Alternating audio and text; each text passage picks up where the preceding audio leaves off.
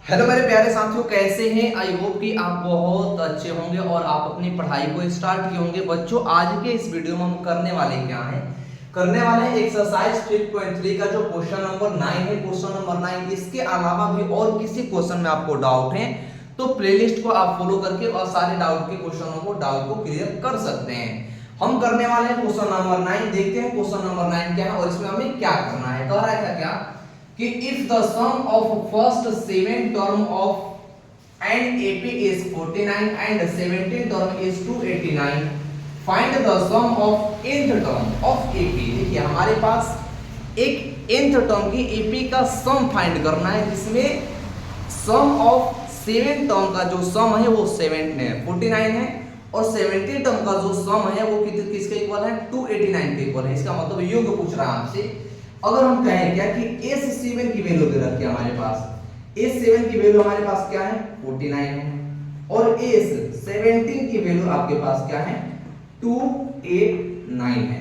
अब देखिए हमारे पास अगर हम सम फाइंड करते हैं nth टर्म का, तो हमारे पास उसमें n की जरूरत है, a की जरूरत है और d की जरूरत है। बट हमारे पास a और d में से कुछ नहीं है, तो हम क्या करेंगे? फर्स्ट ऑफ ऑल इसमें से इसको माइनस कर देंगे।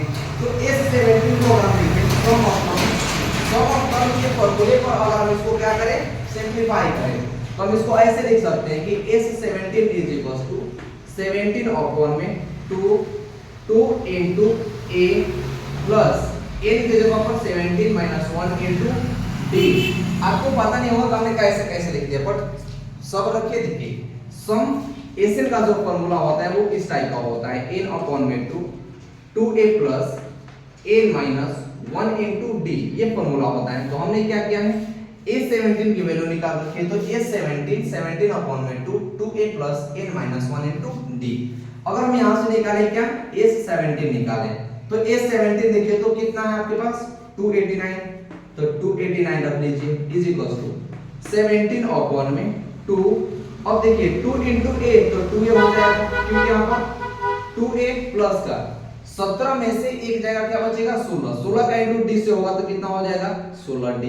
अब जब इसको आगे लेकर बढ़ जाएगा यहां से, तो 289 इज इक्वल टू होगा क्या? देखिए दोनों में 2 कॉमन है, 2 कॉमन है तो हम 2 बाहर कर लेंगे, तो कितना हो जाएगा? 17 बटा में 2 यानी इनटू 2। अब अंदर में क्या बचेगा? 2a था तो 2 हमने बाहर कर लिया, तो बचा क्या आपका? a प्लस का 16 था, 16 में से 2 कॉमन कर दिए। 2 का मतलब ये नहीं होगा कि 2 घटा दीजिए तो 14 बचेगा, नहीं, 2 से डिवाइड किए हैं आप, तो 2 से डिवाइड किया तो कितना बचेगा? 8d। अब ये 2 से 2 कैंसिल होगा, यानी 289 इज इक्वल टू बचेगा क्या? 17n, इसको जब इनटू की जगह तो क्या हो जाएगा?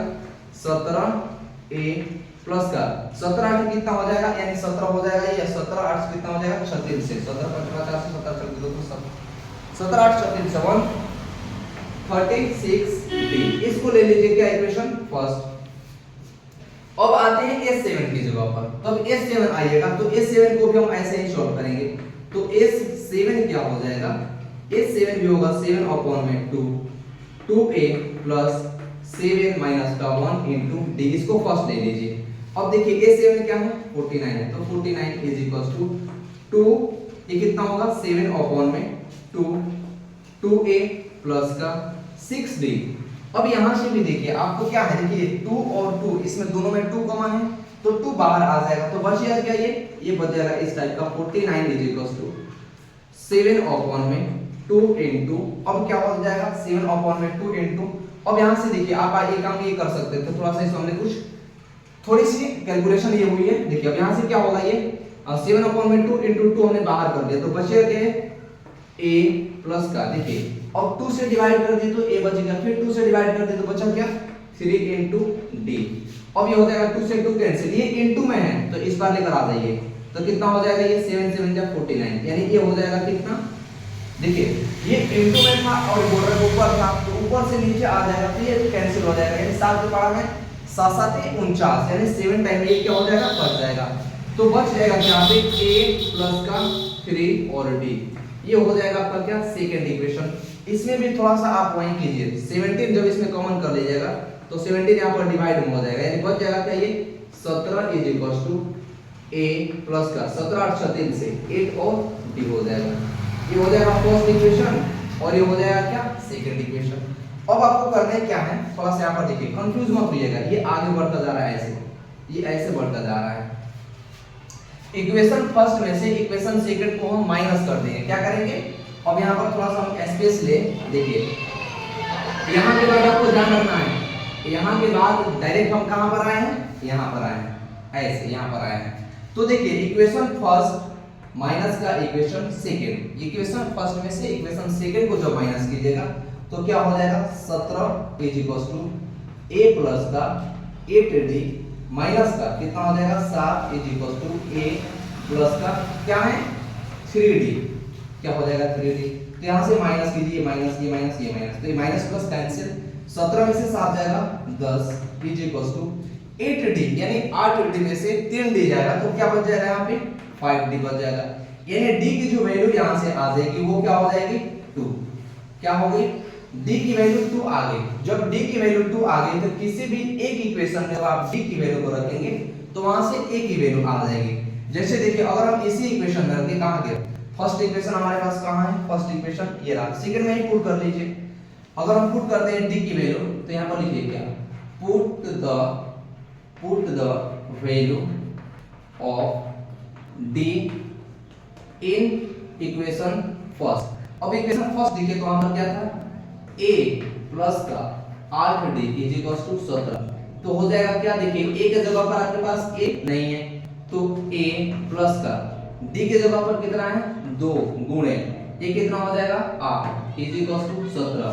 अब देखिए क्या होगा, ये a is equal to 17 minus का 16, देखिए ये 17 और ये a टू या 16 यानी 17 में से 16 जाएगा तो जो a की वैल्यू आएगी वो क्या आएगी 1 आएगी, क्या आ जाएगी 1 आएगी। बट हमें क्या करना है, हमें क्या बताना है, find the sum of if the sum of इतना देन इतना, find the sum of nth term.